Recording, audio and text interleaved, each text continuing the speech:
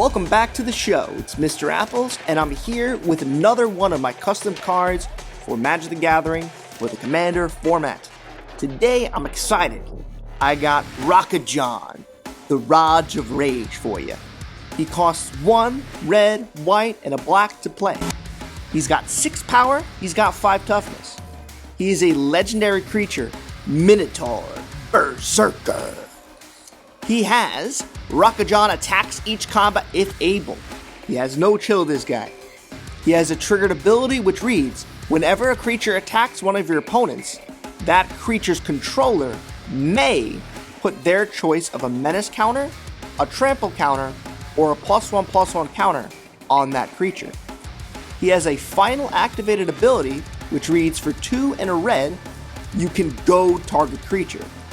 But this ability costs 1 less for each counter on that creature. As a reminder, if a creature is goaded, until your next turn, that creature must attack each combat if able, and it must attack a player other than you if able.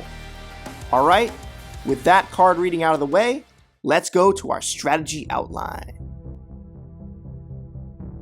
Our first strategy is to get opponents to attack each other, and to prevent or disincentivize them from attacking us. Each time our opponent's creatures attack one another, their controllers can choose to make them more powerful, which is bad for the people they're attacking. If our opponents are attacking one another, it also means that most of their creatures will be tapped when it comes time for our turn. So if we have to swing in with our big scary Minotaur Berserker, we won't have to worry too much about blockers. Secondly, we're going to have to establish a board presence and protect it. Because our commander puts counters on creatures every time they attack, the longer our creatures can stick around means that they can attack more, which means we can put more +1/+1 counters on them. So the longer our board sticks around, the stronger it becomes. Thirdly, we're going to be really nice, Minotaur Berserker people. We're going to be really nice and give our opponents some amazing creatures that totally don't actually work for us and, kind of cause havoc behind enemy lines. Fourth, we will get some extra combat steps. If we're attacking multiple times with our creatures, we get to put more counters on them. More combats equals more counters. Fifth, we want to avoid a 1v1. Since we're a gold-focused deck, we're going to struggle in a 1v1 scenario. So we want to either try to kill all of our opponents at the same time, or at the very least, be able to end the game very quickly if the 1v1 comes up. Sixth, because our ability will make our opponent's creatures stronger, we need some ways to use that power against our opponents. And this sixth strategy is actually how we can solve the 1v1 scenario. Alright, there goes our strategy outline. Let's move on and look at some cards. Okay, let's talk about how to get our opponents to attack each other. We're already incentivizing them to attack one another with our commander's triggered ability, and we're already forcing them to attack each other with our commander's activated ability, but we can further push this idea with the cards in our 99. The first card on this list is going to be Taunt from the Ramparts from the Lord of the Rings set. For 5 mana, we goad all creatures we don't control, and it also prevents them from blocking for that turn. So if we have a good board state when we play this card, we can swing into our opponents without fear of blockers. Then we get a full round where those creatures have to swing at each other. And then when it comes time to our next turn, most of our opponent's creatures are probably going to be tapped from all that attack, so we get another pretty good attack in without as many blockers to worry about. Something to note about this card though, is that it only affects creatures that were on the board when the spell was resolved. So any creatures played on that round after you had played this card, those won't be goaded. We're also going to play a card called Spectacular Showdown. For 1 and a red, we get to put a double strike counter on target creature, but that creature is goaded. If we just play this for 2 mana on our commander that has to attack anyway, we don't really care about that downside of being goaded, so it's just a nice way to power up our commander for 2 mana. However, if we play the card for its overload cost, it says we change the word target for each.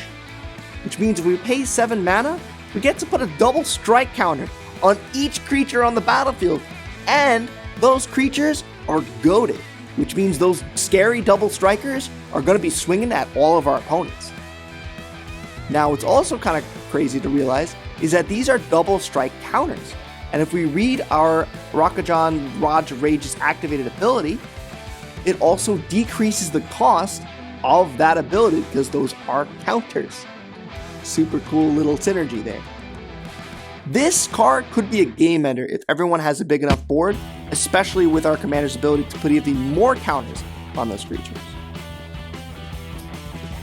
The last card might be a bit out there, but I'd also play Besmirch in this deck.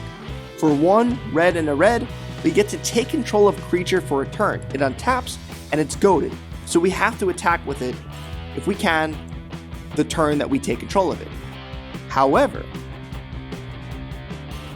it's goated until the start of your next turn, which means that when the opponent regains control of their creature on their next turn, they will have to attack with it as well. Continuing on this goat theme, we are going to run Agitator Ant, which was actually the inspiration for Rakajan. For 2 and a red, we get a 2/2 that says at the end of your turn, each player may put 2 +1/+1 counters on a creature they control. Then, goad each creature that gets counters put onto them this way. If our opponents take this Faustian deal, we're happy, because more counters means it will be easier to goad them with our commander's ability later on. But if they don't take the deal, we're happy with that too, because it just means that we get 2 +1/+1 counters every single turn, and if we put them on our commander that has to attack anyway, we don't lose any sleep. I'm super excited about this because now I get to talk about a card that makes my top 10 list in Magic the Gathering, and that is Kaurelia, the I-Type. For 3 black and a red, we get a 5/5. It has, whenever you attack a player, tap target creature that player controls and goad it. So, again, following on this theme, we're forcing our opponents to attack each other. Great. Now, the tapping of the creature is not something that we should write off, because that means that that creature can't block us, because declare blockers is after declare attackers. So, we're getting more damage into our opponents and forcing that creature to attack. Now, what's also super cool is that it has another ability that says whenever an opponent attacks another one of our opponents, you and that attacking player each draw a card and lose 1 life. If we have 3 creatures on our field and we're swinging at each of our 3 opponents, we're goading 3 creatures, which also means that by our next turn, we're probably going to be drawing 3 cards in a round. Pretty sick. And to top it all off, look at that guy. We got a Beholder, dog. That's one of the best monsters in Dungeons & Dragons. The next card we want to play is Cardor Doomscourge. When it enters, it will kind of goad all of our opponent's creatures. Even though this ability sounds a lot like goad, it technically isn't, and the key mechanical difference is that its effect applies to creatures that enter on the round it was played, not just creatures that were there when the ability triggered. Forcing our opponents to attack each other is cool and all, but it's not the only thing in our arsenal that we have to get our opponents to kill each other. We're also going to incentivize them and bribe them into taking each other out. First off, we're going to play Kratos, God of War. For 3 reds, we get a 2/3 with double strike. It gives all creatures haste, not just ours, also our opponents, and he has, at the beginning of each player's end step, Kratos deals damage to that player equal to the number of creatures they control that didn't attack this turn. So if we're playing against a bunch of combo decks or a token making deck that just wants to sit back and defend and goading's not going to work because they have ways to tap their own creatures, well, we can still punish them for their cowardice. We're also going to play Nil's Discipline Enforcer, which says at the beginning of our end step, we may put a +1/+1 counter on target creature each player controls, including one of our own. However, he also has that creatures can't attack us unless its controller pays X. X is the number of counters on that creature. So not only will nils make it easier to goad creatures with our commander because we're putting +1/+1 counters on them, but the more our opponent takes advantage of Rakajan's ability to power up their creatures, the more taxes they'll have to pay to attack us if they ever want to get the chance to. Similarly, we're going to be playing the legendary enchantment Noble Heritage, which says, for 1 and a white, we get commander creatures you own have, when this creature enters the battlefield and at the beginning of your upkeep, each player may put 2 +1/+1 counters on a creature they control. Including us, we get to counters too. But for each opponent who does, you gain protection from them until your next turn. Technically, they can still attack us if we have protection from them, but we will not take any damage from that attack. So, more on those same themes of bribery. All of these 3 next cards are in my top 50 Magic cards of all time, so I'm really excited about showing you these 3. The first card on this list is Brina the Demagogue. For 1 white and a black, we get a 1/3 flyer, with whenever a player attacks one of your opponents, if that opponent has more life than another one of your opponents, that attacking player draws a card, and you put 2 +1/+1 counters on a creature you control. So, in other words, if an opponent is attacking another opponent that's not in last place when it comes to life total, that player gets to draw a card. But you get those 2 +1/+1 counters. What's really nifty about this card, and I think something people that kind of forget, is that if you are the one doing the attacking, you can actually do both, because you are the player attacking that opponent and you're also you. So you get to draw a card and put 2 +1/+1 counters on something. What's really cool too is if you're attacking 2 of your opponents that are not in last place amongst your opponents in terms of life total, you get to do that twice in the turn, which is pretty awesome. The other card on this list is going to be Combat Calligrapher.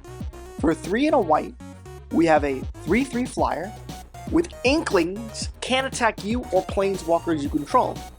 Now, Inklings, that sounds like a really niche creature type, but if we look at the last ability, it says, whenever a player attacks one of your opponents, that attacking player creates a tapped 2/1 white and black Inkling creature token with flying that's attacking that opponent.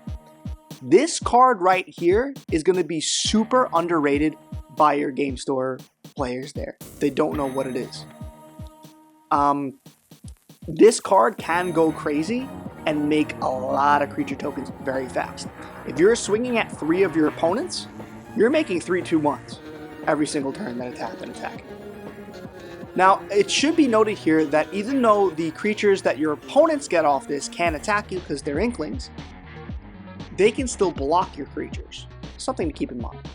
But keep in mind, our commander is going to be giving our creatures Trample and Menace. So we can trample over those 2/1s that we gave our opponents, or we can menace around them. Last but not least is Queen Marchesa, which was my go-to commander for a long time. Queen Marchesa has Death Touch and Haste, a deadly combo, especially when we can use our commander to put a trample counter on her. In addition, when she comes in, we become the Monarch, which will allow us to draw a card at the end of each of our turns. If we can hold on to our crown and our throne and our monarchy, we can draw a bunch of cards. And with a scary enough board state, we could probably do that.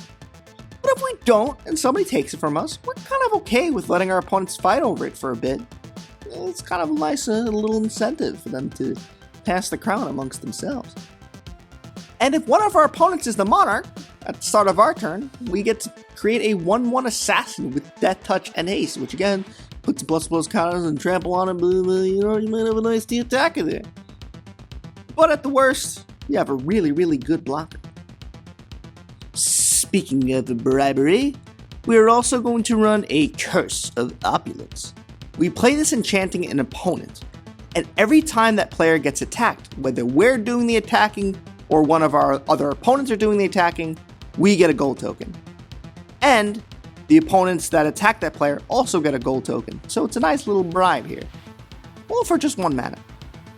We're also going to run Ghostly Prison, which is a classic commander card, which makes it so that every time an opponent wants to attack us, they will have to pay 2 mana for each attacking creature. The next group of cards we're going to be talking about are double agents. These are creatures we're going to give to our opponents, which sounds kind of weird, but you'll see actually works to our benefit. First off, we have the original spy card for Magic the Gathering, Xantcha, the Sleeper Agent. She's a 5/5 for just 3 mana, but when it enters, we have to give it to an opponent. It must attack each turn if able, and it can't attack us. In addition, it has an activated ability which can be used by any player, no matter who controls Xantcha. For 3 mana, we can draw a card and drain 2 life from whoever we gave Xantcha to. The second double agent we're playing is Slicer, Hired Muscle. But he ain't just muscle, he's more than meets the eye. For 3 and a red, we get a 3/4 with double strike and haste. At the beginning of each of our opponent's upkeeps, we can give them Slicer for that turn.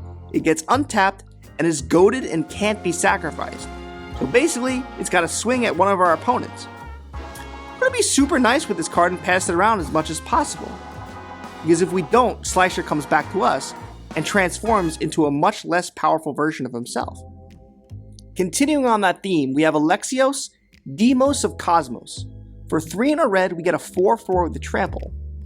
It has to attack each combat if able, can't be sacrificed, and can't attack its owner, which is us. And just like Slicer, at the beginning of each player's upkeep, that player gains control of Alexios, untaps it, and it also gets a +1/+1 counter on it, so it gets stronger, unlike Slicer. Why do both Slicer and Alexios work awesome with our commander? Well, to answer this question, most of our creatures can only attack once each round, which means we have to wait for our turn to attack with our creatures, and we get to put 1 counter on it with our ability. However, with Slicer and Alexios, there are 4 separate opportunities for them to get counters each round, because they're attacking each turn, not just our own. Now, it's true that our opponents get to choose whether or not they put additional +1/+1 counters on it, or menace or trample or whatever, but there's still more opportunities where it's happening. The next double agent I'm going to put here is more of just a fun card for the deck. I don't think it's the most optimal card we have here, and it could probably backfire, and probably will backfire on us, but it's just too fun not to put in the deck, and it's too on theme. It's Karn the Betrayer, from the Warhammer 40k Forces of Chaos deck. For 3 and a red, we get a 5/1 that must attack and must block each combat if able. When any damage will be dealt to it, prevent that damage, but you must give Karn to target opponent. However, when you lose control of Karn, we get to draw 2 cards. So just like Alexios and Slicer, this will be able to be passed around the table and perhaps attacking multiple times per round, and perhaps getting multiple counters on it. And it's another target that we can also goad, so we can prevent it from attacking us. However, it should be noted that when we lose control of it for the first time, it will be up to our opponents about who gets Karn next time, and they can play hot potato to make sure that we don't get it back. However, we are also going to be playing Homeward Path in our deck, which has the ability that we can tap it, and it returns each creature to the control of its rightful owner, which means we can welcome Karn back into our fold. If we get Homeward Path and Karn out, it actually becomes a really devastating combo that we can use to constantly draw cards and have a creature that attacks, and our opponents are going to have a hard time killing it. Next up, how do we protect our own board? The more we protect our board, the more counters we can just keep stacking on our creatures. In other words, if our board outlasts our opponents, our creatures will have more counters on them from Rakajan's abilities, which means we'll be able to swing in more without worrying about being blocked. First off, let's play Voice of Victory.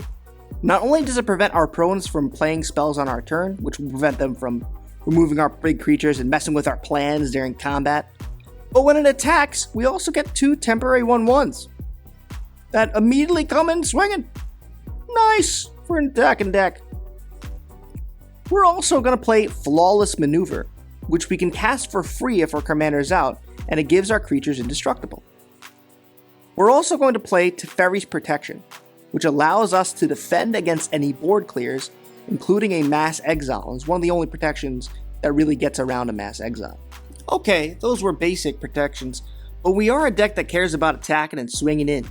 So we're going to be running Dolmen Gate, which is a 2-mana artifact that prevents all combat damage dealt to attacking creatures we control.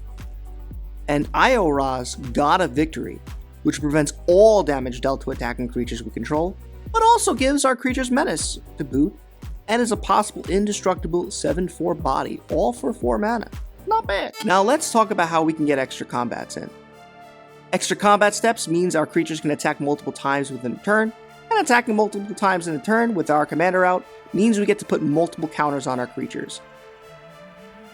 So, we're going to be running Karlach, Aurelia the War Leader, and Fear of Missing Out, each of which gets us extra combat steps.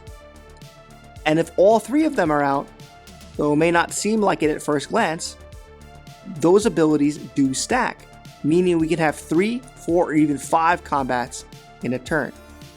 However, it should be noted that these abilities do have slightly different wordings, and if we don't take advantage of those little minute differences and order things correctly, we'll get a bunch of combats, but only be able to untap our creatures once. Bummer. But if you want to know how to order these abilities correctly to do a bunch of combats and untap multiple times, stick around for the Kaurelia Combo chapter. If you're already a Mardu extra combat aficionado, skip to the Isshin Two Heavens chapter in this video. Alright, let me talk about this Kaurelia Combo. Okay, so it's our turn and we got Karlach on the field, Aurelia the War Leader, and Fear of Missing Out. Our regular combat phase of the turn comes up. The first thing we're going to do is attack with Karlach and everything else we want to swing with. But we won't attack with Aurelia the War Leader, and we are not going to attack with Fear of Missing Out. Yep. We declare our attackers, which taps them. But then Karlach triggers, untapping all of them and giving us our first extra combat phase after this. We attack, we hit our opponents for a lot of damage, cool beans. Now we go to our second combat phase for the turn. Now we attack with Aurelia and everything else we want to attack with, except for Fear of Missing Out. Why does this work? Look closely at Aurelia's wording. Notice anything different compared to Karlach's wording? Aha! See, Karlach says that her ability triggers when you attack for the first time, and Aurelia says that her ability triggers when she attacks for the first time. Even though it's the second time we've attacked this combat, it's the first time Aurelia has attacked this turn. So we do get Aurelia's trigger, and we do get to untap our creatures, and we do get an extra combat step. So now we hit our opponents again for a bunch of damage, and now we get a third combat for the turn. Now we can attack with Fear of Missing Out, which will only give us 1 creature that we can untap, but will give us a 4th combat for the turn. However, Aurelia has Vigilance, so she'll also be able to get into the mix on that 4th combat step. The next card we're going to be playing is Isshin Two Heavens as 1. Double the heavens, double the fun. He reads, if a creature attacking would cause an ability of a permanent you control to trigger, that ability triggers an additional time. There are so many cards in this deck, a lot of them I've already showed you throughout this video, that are going to synergize so well with this guy, including our commander. He also could be the backup commander of our deck, honestly. One thing to point out that a lot of people get it wrong about him at the first time they see him is that with Isshin, it doesn't matter who controls the creature who's doing the attacking, just that the ability that's triggering is coming from something you control. So, for example, if Rakajan and Isshin are both out, an opponent creature attacks one of your other opponents, Rakajan's ability would trigger twice because we control that permanent where the triggered ability is coming from, and our opponents could put 2 counters on that creature. They told Julius Caesar to beware the Ides of March. I tell you, young sir or madam, beware the 1v1 when running any deck focused on gold. Remember, most of the cards in the 99 are about getting your opponents to attack one another, so a lot of your deck becomes useless in a mano-a-mano duel. And with Rakajan, over the course of the game, you've allowed your opponent to get a bunch of counters on their creatures. And now they only have one place left to swing. At you! Don't let this happen to you! I'd recommend trying to be as equitable as possible with your hatred throughout the game, focusing on the strongest player to avoid the dreaded 1v1. Ensuring that you whittle down everyone at more or less the same rate. However, if you find yourself in this dubious situation, in this cage match, as the kids say, this last group of cards and this last strategy can get you out of this perilous situation. These last few cards let us pull a Uno Reverso on our opponents, turning their strongest assets against them.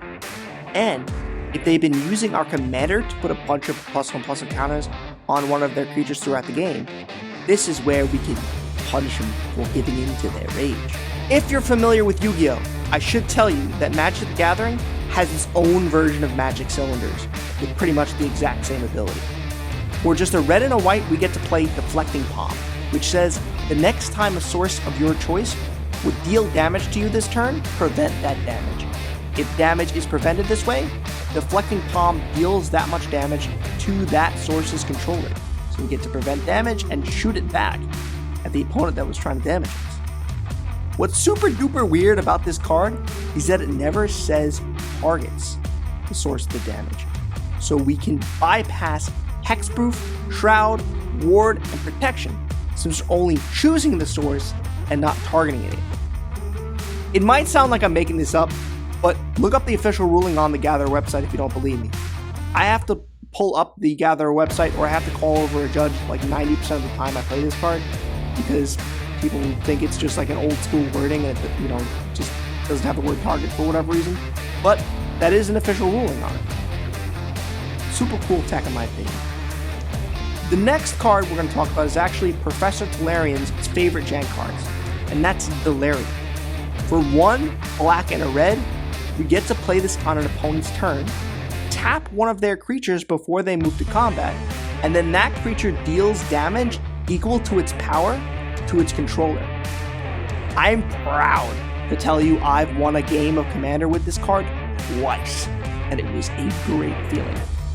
What's really funny about this card is that since with Delirium, unlike Deflecting Palm, the creature is doing the damage and not the spell, if you play this on your opponent's Blightsteel Colossus, which is an 11/11 with Infect, that player immediately loses the game because Blightsteel will put 11 poison counters on them. Okay, the next card we're going to talk about is the highest mana cost card in the deck, and that is Insurrection. For 5 red, red, red, we get to steal all creatures for 1 turn. They untap, they gain haste, and if they bulk up over the course of the game with all of those counters we generously gave our opponents, we can just attack with everything and win the game. Okay, in this section of the video, we're going to be discussing the 3 most important game changers in this deck. I think from now on, I'll probably make my Moxfield links I give you a bracket 3 version of the deck. And the reason I want to do bracket 3 specifically is because I think it's a way that we can highlight the 3 most important game changers to include in the deck in general. If you want to bracket it up, you can duplicate it and bracket up the deck yourself. Or if you want to bracket it down and do the same thing. For those of you not familiar with the bracket system, game changes are kind of a list of powerful cards that can turn the tide of the games fast. And having more than 3 puts you in a bracket 4, which is kind of like a higher weight class. In this deck, we are running Demonic Tutor, Teferi's Protection, and Jessica's Will. Demonic Tutor lets us get any card we need from our deck. Easy first pick for any deck that can run it. Basically, we can get anything that we need for that specific moment. Second pick is Teferi's Protection to protect our board state, as we previously mentioned. Third is Jeska's Will. Jeska's Will let us make a bunch of red mana, which in the early game will let us get our colorless ramp out early, and in the late game, allow us to activate our commander's ability a bunch of times. As remember, even though we can reduce the cost of the colorless portion of our activated ability, we still need to pay a red pip. And so this Jeska's Will really help us out in activating our ability a bunch of times. I wanted to thank you all for watching this video. Please like, comment, and subscribe, and consider donating to my Patreon. There's a lot of cool links in the description, including the Moxfield links, including the artist credits for the art that we used for the backgrounds in this video, and the music that we used in this video. Well, thank you again for your time and for watching, and this is Mr. Apples, signing off.